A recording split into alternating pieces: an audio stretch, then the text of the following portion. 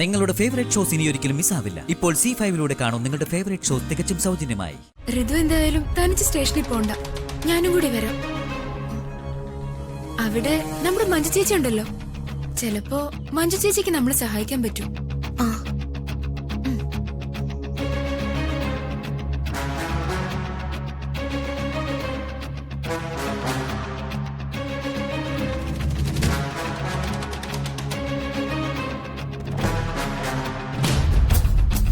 രാജു,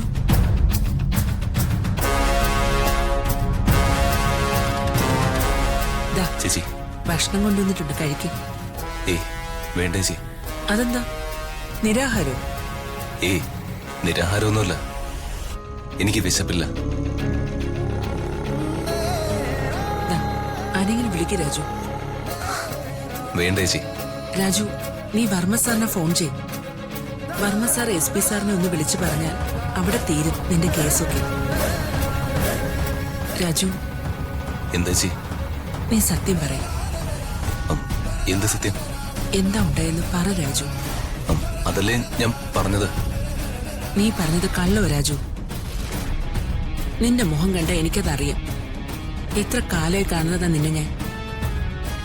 നീ അത്ര അശ്രദ്ധമായിട്ട് വണ്ടി ഓടിക്കില്ലെന്ന് എനിക്കറിയാം. വളരെ വേണ്ടപ്പെട്ട ആരെയോ നിനക്ക് രക്ഷിക്കാനുണ്ടെന്ന് മനസ്സിലായി. ചേച്ചി കാണിക്കുന്ന ഈ കരുണയ്ക്ക് എനിക്ക് നന്ദിയുണ്ട്. ഭക്ഷണമായിട്ട് വന്നപ്പോ ഞാൻ എന്റെ അമ്മയാ ഓർമ്മിച്ചത്. എപ്പോഴെങ്കിലും നീ നിന്റെ കുടുംബത്തെ ഓർത്തല്ലോ. നീ ഈ ലോക്കപ്പിൽ കിടക്കുമ്പോ പുറത്ത് എന്താ നടക്കുന്നതെന്ന് അറിയുന്നുണ്ടോ? എന്താ ചേച്ചി? ലോക്കപ്പിൽ കിടക്കുമ്പോ ആ സങ്കടവും കൂടി നിനക്ക് തരണ്ടെന്ന് കരുതിയാ പറയാത്തത്. ചേച്ചി കാര്യം പറ. അത് ശ്രീയുടെ നിശ്ചയം മുടങ്ങി രാജു. ചേച്ചി, നിന്റെ കേസിന്റെ കാര്യം അറിഞ്ഞ ചെക്കരും കൂട്ടരും കല്യാണത്തിന് പിന്മാറിയത്. അവിടുന്ന് വന്നവര് ചടങ്ങ് നടത്താതെ ഇറങ്ങിപ്പോയി. അവര് പോട്ടെ രാജു. നിസ്സാർ ഒരു ആക്സിഡന്റ് കേസിന്റെ കാര്യം പറഞ്ഞ് കല്യാണം മുടക്കിയവരുമായിട്ട് ശ്രീക്കൊരു ബന്ധം വയ്ക്കാതിരിക്കുന്നതാ നല്ലത്. ചേച്ചി പറഞ്ഞത് ശരിയാ. അതെന്തായാലും നന്നായി. ഋതിക മേഡം എന്തിനാ എന്നെ വിളിക്കുന്നേ? ഋതിക മേഡം? മാഡം എന്തിനാ വിളിക്കുന്ന? എന്തിനാ രാജു ഇത്രയും വെപ്രാളം? ഞാൻ ഈ കോളൊന്ന് അറ്റൻഡ് ചെയ്തോട്ടെ. ഇത് പിടിക്ക്. ഹലോ, പറഞ്ഞു.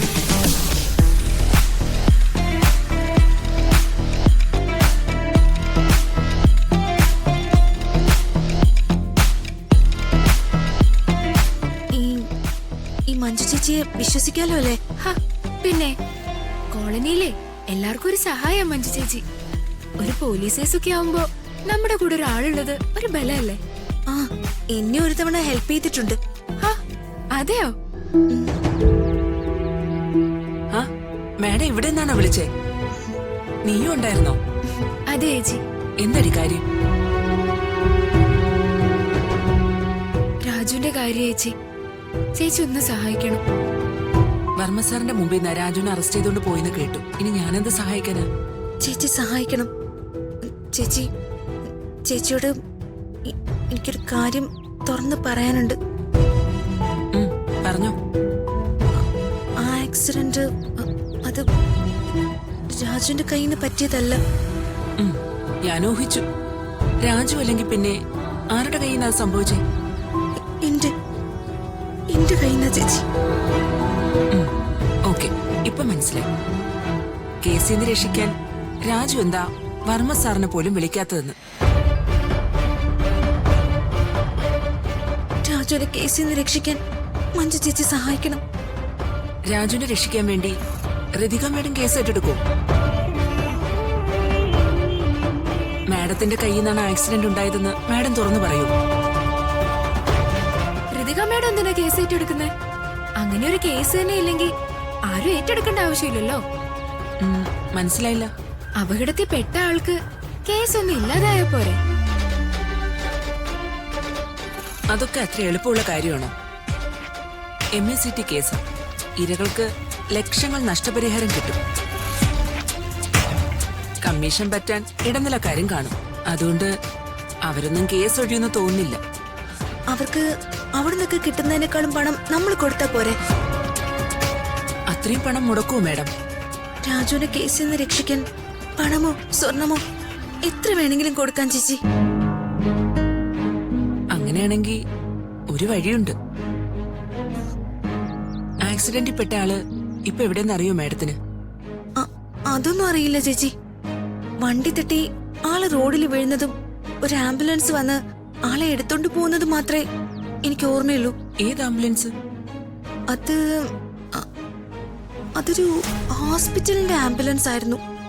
ഏത് ഹോസ്പിറ്റലിന്റെ? ഹോസ്പിറ്റൽ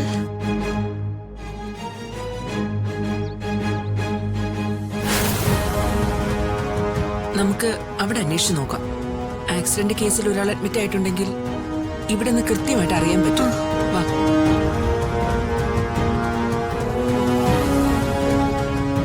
ഏതാണ്ട് 1 മണിക്കൂറിന് മുമ്പ് ആക്സിഡന്റിൽ പെട്ട ആരെങ്കിലും ഇവിടെ കൊണ്ടുവന്ന് അഡ്മിറ്റ് ആക്കിയിട്ടുണ്ടോ? ആക്സിഡന്റ് ആയിട്ടോ? ആ, ഞാനൊന്ന് നോക്കട്ടെ. സ്റ്റേഡിയം ജംഗ്ഷൻ അടുത്ത് വെച്ച് നടന്ന ആക്സിഡന്റ്. അപകടത്തിൽപ്പെട്ട ആൾക്ക് ഏതാണ്ട് 45-50 വയസ്സ് പ്രായം കാണും. ആക്സിഡന്റ് നടന്നിട്ട് എത്ര മണിക്കൂറായെന്നാ പറഞ്ഞത്? 1 മണിക്കൂർ. സോറി മാഡം, അങ്ങനെ ഒരു ആക്സിഡന്റ് കേസ് രാവിലെ മുതൽ ഈ നേരം വരെ ഇവിടെ റിപ്പോർട്ട് ചെയ്തിട്ടില്ല. ഉറപ്പാണോ? ഇവിടെ വരുന്ന എല്ലാ ആക്സിഡന്റ് കേസും ഇതിൽ എൻട്രി ചെയ്യും. പക്ഷേ ഇത് മാത്രം കാണുന്നില്ല മാം. ശരി, ഓക്കെ.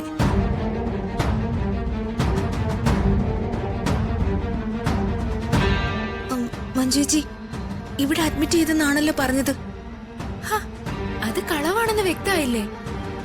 ഇതിലെന്തോ ഒരു കളി നടന്നിട്ടുണ്ട്. അതെ, അങ്ങനെ എനിക്ക് തോന്നുന്നത്. നമുക്ക് സ്റ്റേഷനിൽ പോയി എസ് ഐ കാണാം. നിങ്ങൾ വാ. നിങ്ങൾ എന്താ ഈ പറയുന്നത്? സത്യ രാജു, അങ്ങനെ ഒരു പേഷ്യന്റ് ഞാൻ ഹോസ്പിറ്റലിൽ അഡ്മിറ്റ് ചെയ്തിട്ടില്ല. അങ്ങനെ ഒരു ആംബുലൻസും ഇല്ല. അവരുടെ ആംബുലൻസ് കേടായിട്ട് നാളുകളായിന്ന്. ഇതിലെന്തോ കള്ളക്കളി നടന്നിട്ടുണ്ട് രാജു, അത് ഉറപ്പാ. മഞ്ജു ചേച്ചിയും ഞങ്ങൾക്കൊപ്പം ഹോസ്പിറ്റലിൽ വന്ന് അന്വേഷിച്ചതാ. എസ് ഐക്ക് ഇതിലെന്തെങ്കിലും കള്ളക്കളി ഉണ്ടെങ്കിലും നമ്മളത് പൊളിക്കും. ഋതിക മേഡം അല്ലേ നമുക്കൊപ്പം ഉള്ളത്. പക്ഷേ മഞ്ജു ചേച്ചി കൂടെ ഇടപെട്ട അന്വേഷണം നടത്തുന്നെന്ന് പുറത്തറിയണ്ട. എസ് ഐ കുറ്റക്കാരനാണെങ്കിൽ മഞ്ജു ചേച്ചി പെടുത്താൻ വേണ്ടി അയാൾ ശ്രമിക്കും. എന്തു പറഞ്ഞാലും അയാളുടെ താഴെ ജോലി ചെയ്യുന്ന ആളല്ലേ മഞ്ജു ചേച്ചി. അയാൾക്ക് മുകളിൽ ഒരു അന്വേഷണം നടത്തുന്നത് അയാൾക്ക് ഇഷ്ടപ്പെടാൻ ഒരു സാധ്യതയില്ല. നിങ്ങൾ പറയുന്നത് എനിക്ക് വിശ്വസിക്കാൻ പറ്റുന്നില്ല രമ്യ.